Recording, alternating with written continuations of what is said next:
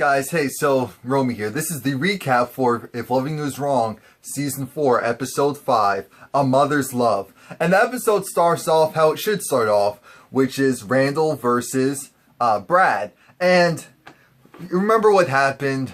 Brad and Marcy came over because they wanted to get Brad's thing so that they could take it back to their apartment. Randall sees that, oh wait, is that Marcy driving Brad's car? So he comes out and he antagonizes Brad, and it blows up, and I'm excited that it blows up because Randall gets on my damn nerves, and I hate him, but he is entertaining. He is the Donald Trump of this episode, of this show. Him and Eddie go back and forth. Right now, we're focusing on Randall. Randall, of course, like I said, is antagonizing Brad, and he actually serves Brad legal papers because he wants to go and get custody of his son from Alex. And the best way to do that is to say that they have an unfit home. By him messing up their home life and making them look like they're unstable, of course the courts will go and say, okay, maybe Randall should get sole custody, or more likely have main custody of their son, and then, you know, what's her name? Alex could go and get partial custody. That is Randall's ultimate goal or plan. And it's, like I said, Randall was antagonizing Brad. Randall's mom was in the way. Marcy was in the way. They were playing referee. It was like, yo, stop it, guys. Stop it, guys. And I'm thinking to myself, let them scrap. Let them scrap. Because you cannot have this man go and sleep with this man's wife and you expect him to just be cool, copacetic when this guy's antagonizing him. Let them scrap. Not only let them scrap, I was like, once Randall went and told Brad, you know what? Why don't you go and you'll get a taste of your own medicine. Well, actually, no. I think he was like, well, why don't you go and enjoy this fist in your mouth? Why don't you enjoy that taste? Randall's like, okay, the only taste that I really enjoyed was your wife. I was like, Randall, I don't like you, but that was a good one. That was a good one. And Brad tried to choke him. I was like, yes, choke him. Choke him. Why don't you just go and choke him?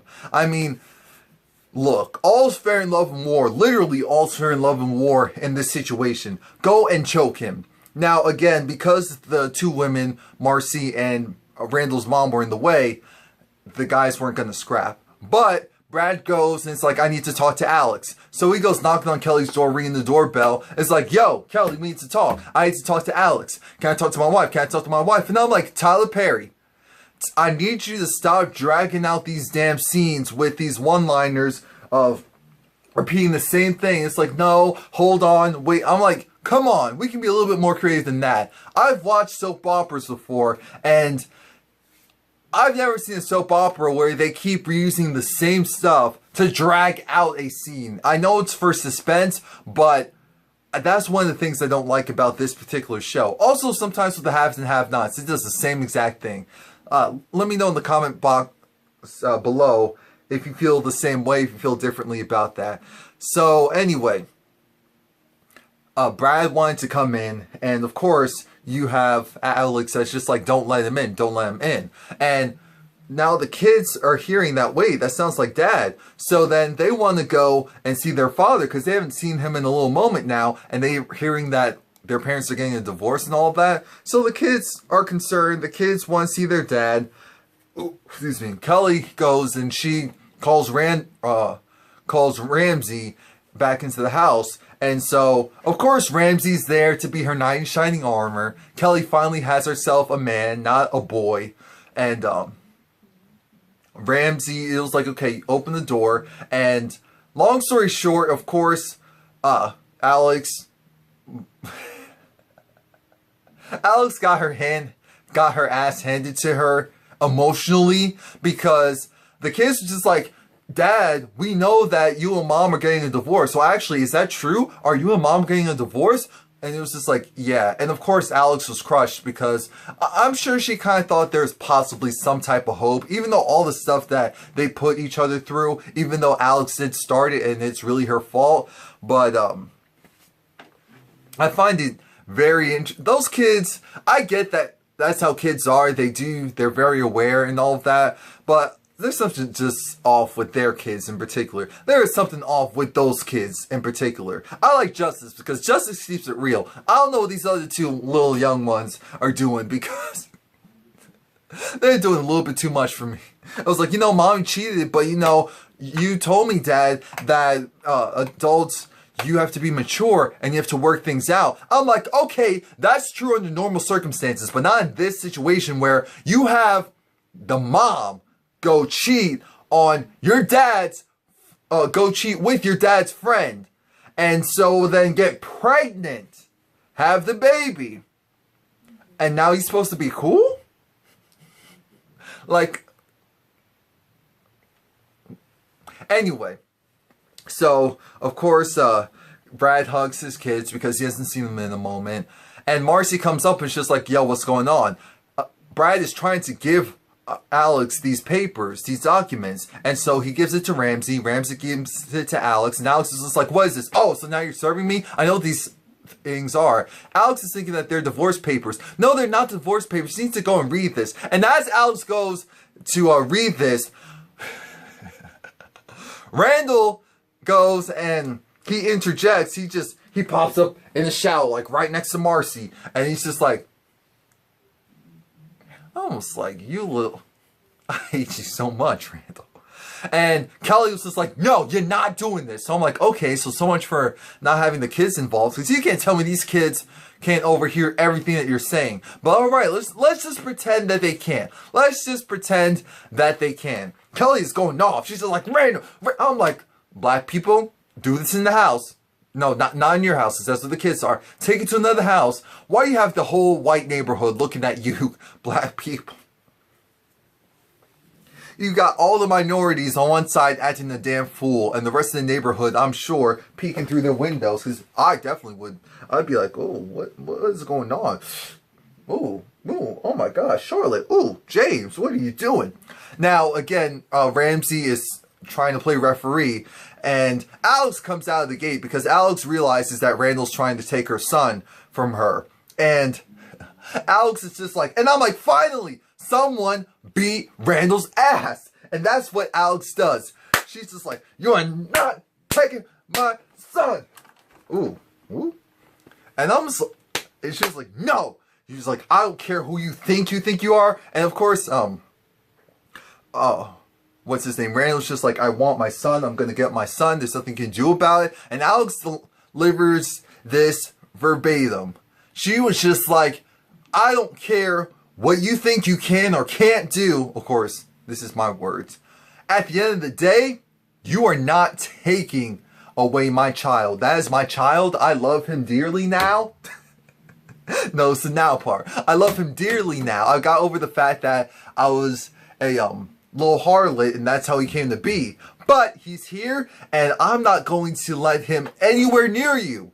I don't want him to ever become a you. You are irrelevant. You are disgusting. I'll do whatever it takes to make sure that that doesn't happen. And then slap one more time. I'm just like, all right, so Brad, can we still get that brick? I mean, I'll ask. I understand the whole thing is, how's it go? Something about casting the stone and all that. Look. I think Randall deserves a little bit more than the stone. We all have our sins, but Randall's been doing the most. So I'm just gonna give you this brick. Just take it. Just take it. Woo! Anyway, just ride the dome. Just do it. It's Randall. Just like if it was Eddie. If Eddie got shot and killed tomorrow, I wouldn't care.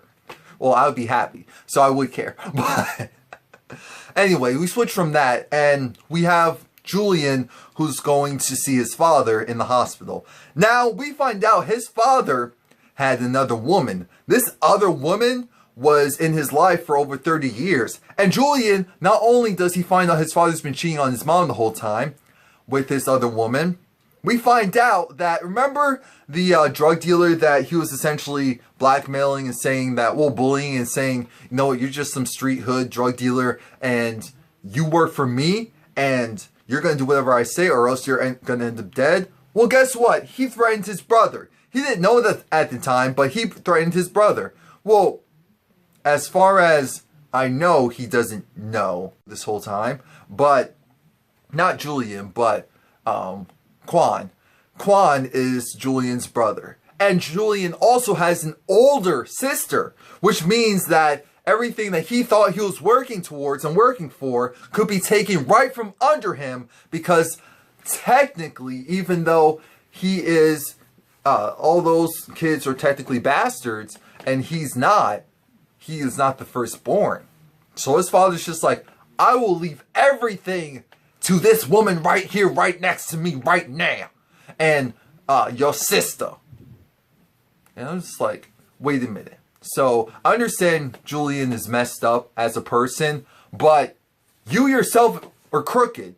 Just because you're sick right now and you're elderly or you're senile or you're weaker at this point doesn't mean that you weren't up to things when you were his age and even older. I don't understand this whole, I did bad, but I expect a lot better for my son, even though I was the example for my...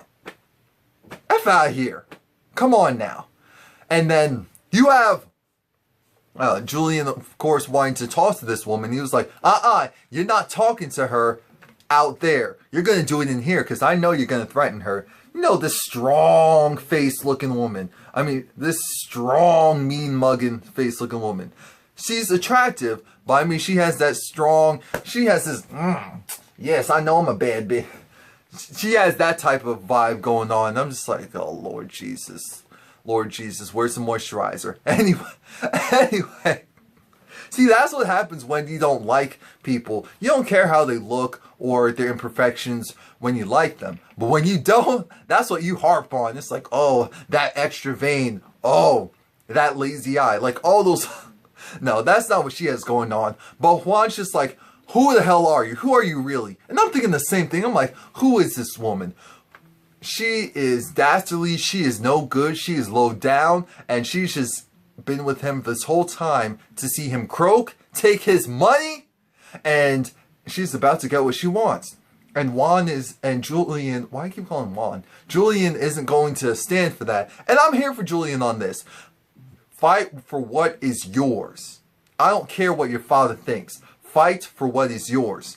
Alex, of course, is still sleeping it off. Her just tremendous encounters these past couple of days. Because apparently we've only, what has this been, like 2 weeks? No, that's not possible because she was pregnant. So, however long it's been since all this foolery occurred. And so she's finally getting some rest. She's still at Kelly's house. And Kelly's talking to Ramsey. She tells the kids to, no, Alex is sleeping, so shh. But Kelly wants Ramsey so bad. She's like, damn it, she finally got herself a man and not a boy. And, I know that it's been very drama-filled. And she tells Ramsey the story of how, I was with this guy and he was on the missions trip. And during that missions trip, I decided I wanted to get a house and that we were going to live together. He agreed. What ended up happening is he had someone else. He was with another. He came back. I'm thinking that he wanted to potentially marry me. And the opposite happened. He was like, you know what? I just want to be friends. And Ramsey was like, oh, well, this situation is going to be kind of similar. You just don't know it yet. I'm just like, Ramsey, what are you doing? Like, you're smart. You're smart. You don't like mess. And Kelly has a lot of mess. So maybe that's why you're not trying to pursue anything at the moment. But Kelly wants you. Kelly wants you so bad. She wants you so bad that when she thought that you were leaning in to get your keys, she went for a smooch. She was just like... And it was just like... Yeah, so I just wanted the, this. I'm gonna be heading out, so bye! Ramsey, you ass. And of course, Alex is finally getting some type of enjoyment. She's just like, Kelly, what's going on? What's good, girl? You okay? You okay, girl? I understand that I haven't been as good of a friend to you as you have been for me, but let me try and pretend to be that right now. Are you okay? She's like, no. So Kelly was just like, so what are you going to do? She's like, I don't know what I'm going to do. I'm going to go and take my kids back to my house. We're all going to sleep there. And it's like, no, after the ordeal you've had. I'm inviting all the girls. We're going to go to your house as well and sleep there. And she's just like, all right, whatever. I know I can't say no to you, so just do it. And I'm like, okay, Kelly, being a good friend. All right, because the baby's here. Let's be nice to Alex now. Now, you have Pete's friend. I forgot what his name is. Pete's actual friend was there at the hospital, and he was just trying to warn the nurse that he's close with, watch out for Pete.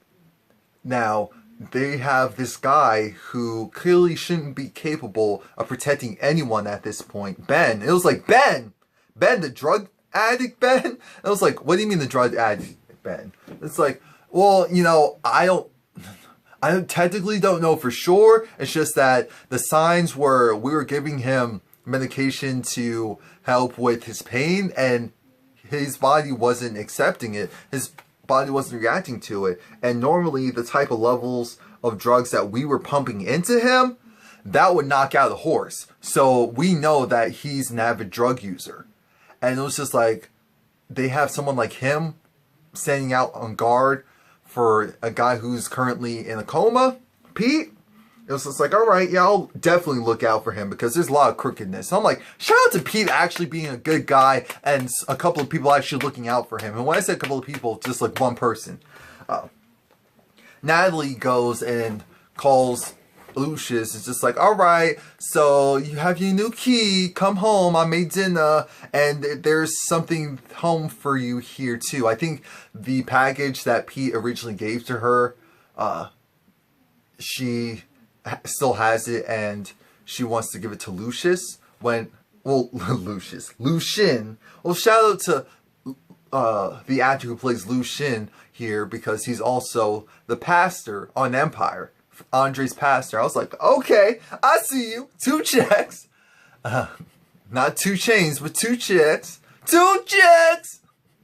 Now, Natalie goes and talks with Esperanza, and this is where, again, this just fuels Esperanza's dislike for Claudia, because Natalie goes and says, you know, what do you know about that Claudia chick? She was hitting on Lucius, trying to give him her number and all that, and you need to watch out for her. I don't like her. And of course, Esperanza's like, oh, I dislike that chick so much. And you know what? She's terrible. She's horrible at her job. She's not going to last here for long anyway. So I got your back, girl. I got your back. I'm like, petty. Esperanza, we know why you really don't like her. Yes, she probably sucks at her job. And yes, now Ashley Miller called this, and I'm starting to see it. I'm really starting to see it as well. I feel like she could be undercover as well. Maybe I shouldn't give her that much credit, but I definitely think Lucien is undercover, especially because of what he does next. Now, Quan is talking to his buddy, and his buddy is infringing on his territory, and he's just like, you're gonna need to back up because I have this covered. So you need to go. You need to go now. And he's just like, oh, so you know, you're Julian's little bitch. You're Julian's little bitch. You know that, right? You know that. I'm sorry. You didn't know that? And shout out to Owen for really trying to not curse. I find it so funny. I'm just like, we don't need to hear the curse word, but bleep it out. Bleep it out, or, yeah, bleep it out. Why not? Just for the effect. Come on. Come on, Oprah. Even I can say, you know, ass, bitch. You know, I don't say it that often, because I personally don't really curse that much in real life. But, come on. You need the dramatic effect sometimes. Oprah, you can do it. You can do it. I know you got it in you. I know Tyler got it in him too. It's only a matter of time. It is only a matter of time. Now, what was I saying? Yeah, so, long story short, Quan is backing off as of now, because he's just like, I think I'm about this life, but I'm really not. So I run away at conflict, the first sign of conflict. And it looks like that's kind of his thing. All bark, no bite. And Esperanza goes and she does her background check on Claudia. Realizes Claudia never worked at the police station that she says she worked at, and the manager who she said she worked for doesn't exist. She goes and she brings it to Lucian, because at first she was just like, you know, us girls are going to stay over at Alex's house, so I think that's why Natalie called. Then, Lucian was really trying to deflect the fact that Claudia didn't have the work experience she said she had. And that's when I was like, oh crap, why is Lucian covering for this chick that he supposedly doesn't really know? And then that's when it clicks. I'm like, crap, maybe Ashley Miller was right. You know, she's a big YouTuber here on YouTube. She was saying how she thinks that Lucian is undercover, and so is Claudia. And it's just that they don't necessarily know each other, but they know enough of each other to where, or maybe Lucius knows who she is, and she doesn't know who he is. But Lucius goes and he calls up this other station, which has me thinking, oh crap, he is undercover. He's undercover, and that's why he has that money, because whenever he probably busts someone, like solves a big crime or does a big sting operation, that's his payment. That's what I'm starting to think. And the last scene is of Eddie and Ben going to Pete's hospital room, and Eddie's telling Ben, you have to kill Pete. You have to shoot him up with whatever's in that needle, and you have to kill him. He needs to be gone, because we're all screwed if he wakes up. I'm just like, Eddie, I hate you more now than ever. I really do. I hate you so I hate you so much. I absolutely do. But thankfully, Pete has a guardian angel. I'm thinking that Pete might pull a Houdini and wake up from his coma and startle Ben. That's what I'm hoping, because it looks like Pete's friend, who is also friends with the nurse there at the hospital, who called him to say, you know what, someone's in Pete's, Ben and some strange guy is in Pete's room, and something looks very suspicious. I'm thinking to myself, he's not going to get there in time. You need to do something unless Pete wakes up. That's the only thing I can think of. Now, this show is great in general. Please like, comment, subscribe. Come back next week, because the foolery will continue, and my green screen will, I'll have the software for that, so you won't be ready for what I have in store for you guys.